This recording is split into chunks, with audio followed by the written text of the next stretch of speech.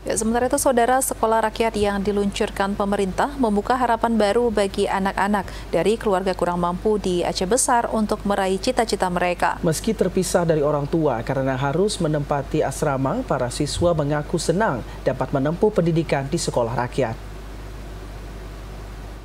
SMA Unggul Ali Hashimi yang berada di kawasan Indrapuri merupakan salah satu dari 2 sekolah rakyat yang ada di Kabupaten Aceh Besar.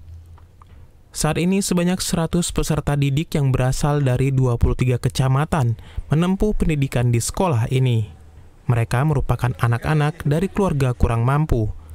Selain asrama, sekolah hasil gagasan Presiden Prabowo Subianto ini juga menyediakan sarana olahraga hingga makan gratis bagi peserta didik.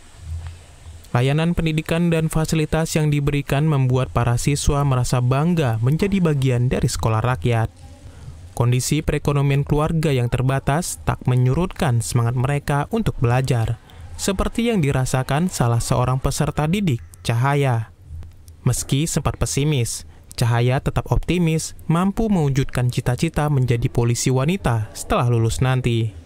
Alhamdulillah suasananya nyaman, tenang, apalagi jumpa sama kawan asrama yang baik-baik, fasilitasnya juga lengkap, bikin kami merasa di rumah juga. Cuman bedanya cuma jauh dari orang tua aja.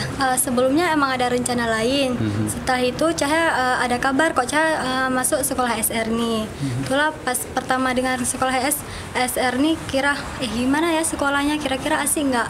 Bakalan jumpa kawan-kawan yang asik nggak kayak di sini. Dan ternyata alhamdulillah sekolahnya asik, lingkungannya baik, pertemanannya juga oke, fasilitas terlengkapi semua.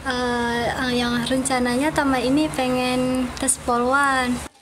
Selain di Komplek Ali Hashimi Indrapuri, sekolah rakyat juga berdiri di Sentra Darussaadah Kecamatan Darul Imara, Aceh Besar.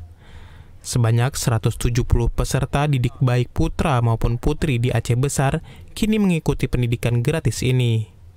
Mereka termasuk dalam 9.700 peserta didik sekolah rakyat di seluruh Indonesia yang resmi dimulai pada 14 Juli lalu. Dari Aceh Besar, Arman Konadi, TVRI Aceh melaporkan.